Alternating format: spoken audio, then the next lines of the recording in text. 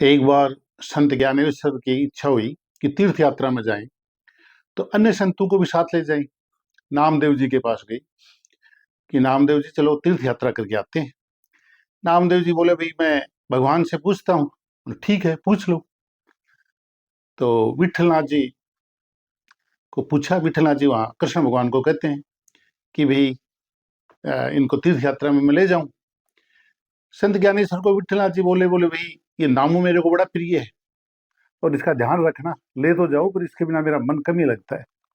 ठीक है, चली गई तीर्थ यात्रा करके। फिर वो जो वापस आ रहे थे तो नामदेव जी को प्यास लगी। रेगिस्तानी क्षेत्र था राजस्थान का। प्यास लगने पर भी प्यास लगी हुई है। तो नाम संत ज्ञानेश्वर ने कहा कि चलो, देखा तो कोई कुआं था लेकिन वो पानी नीचा था। तो अपने योग सिद्धि से ज्ञानेश्वर ने कमंडल से पानी वहीं पर ले लिया। नामदेव जी ने सोचा कि मेरे को ये सिद्धि दिखा रहे हैं। तो उसने कहा कि भगवान को नहीं पता क्या कि भी मेरे को प्यास लगी हुई है, तो वही दे देंगे। और उन्होंने कहा कि भगवान को याद किया तो वो पानी उस कुएं से वैसे बाहर छिलछलाया और उसी से उन्होंने क्या है कि पानी पिया। ठीक है, अब आगे जो वो पहुंचे, नामदेव जी को कहे कि थोड़ा ये हो गया, कोई गुरु नहीं बनाया हुआ था। आगे गोरा कुमार के घर पे वो पहुंचे।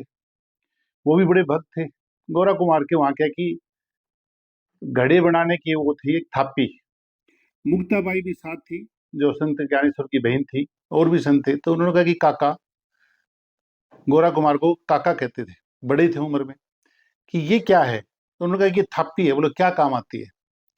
तो बोलो ये क्या है कि कोई घड़ा अगर कच्चा है तो उसे पता चल जाए, ऐसे इसके थापने से पता चलता है उसमें कैसी आवाज आती है, उससे पता चल जाता है कि उसका घड़ा कच्चा है या पक्का हो गया। मुक्ता बोली बोलो क्या हमारे भी कोई भक्तों का भी पता चलता है कि भी किसका कोई भांडा यानी कि कच्चा है या पक्का। तो उन्होंने कहा हाँ पता चल जाएगा इसका एकदम। तो बोलो ठीक है मैं बताऊँ। तो बोलो ठीक है। सारे गोड़ाई में बैठ गए, 8-7 जितने भी संत थे। और गोरा कुमार ने वो थापी लेके सबके सिर पर मारना शुरू किया। जब नामदेव जी के मारा तो नामदेव जी के मन में आया कि ये भी एक कैसी बात करता है, मैं तो रोज भगवान से बात करता हूँ और ये थापी से कोई गड़े की तरह ऐसे पता चल जाता है कि कौन कच्चा और कौन पक्का है। तो ऐसे थोड़ा भावना आई। जब थापी मारी तो गोरा कुमार ने कहा "भी सबके भांडे तो पक गए, भांडे यानी कि मस्तिष्क यानी भगवान की भक्ति पक गई, लेकिन नामदेव की अभी कच्ची है।" नामदेव ने कहा कि ये कैसे हो सकता है। बोलो भाई देखो थापी बता रही है, झूठ नहीं बोलती। नामदेव बड़े उदास हो गए। रात को भगवान को याद किया। विठ्ठलनाथ जी बोलो क्या बात है बेटा, बोलो। बोलो भगवान आज तो बोलो बेइज्जती करवा दी। बोलो कैसे। बोलो गोरा कुमार ने वो थापी सबके सिर पे मारी और बोलो सबका भांडे यानी भक्ति पक गई, तो मेरी कच्ची है। बोलो मेरी बताओ कैसे कच्ची है। बोलो किसने बताया। बोलो गोरा कुमार ने। अरे बोलो वो गोरा कुमार को तो ये पावर मैंने ही दे रखा था, वो झूठ नहीं बोलता, वो तो सही बोल रहा है। तो बोलो महाराज कैसे ये ऐसे कैसे हो गया। तो वो लोग कहे कि देखो बिना गुरु के अहंकार नहीं जाता और पूर्णता नहीं प्राप्त होती। तुम्हें ये है कि भी मैं भगवान का, लेकिन तू मेरे तो हो, लेकिन बिना गुरु क्या है कि भी पूर्णता नहीं। तो इसलिए क्या है, तुम्हें गुरु बनाना चाहिए।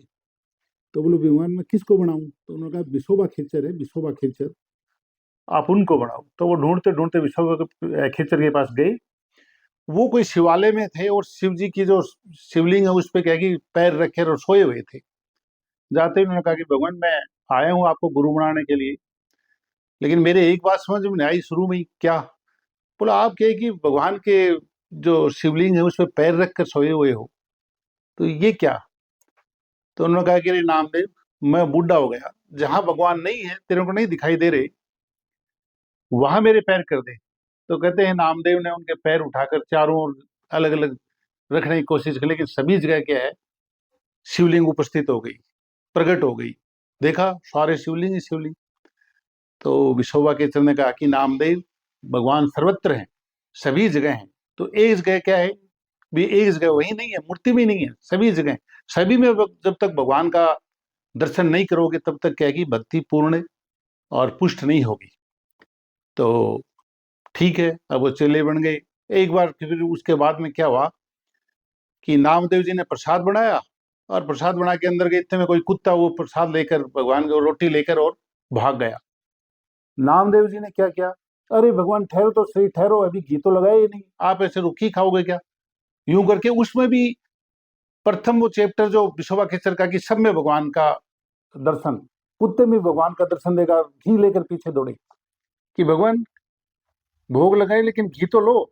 और कहते हैं कि वहीं पर वो हो गया कि कुत्ते की जगह और भगवान प्रकट हो गए, और सभी में नामदेव जी ने भगवान को देखना शुरू कर दिया।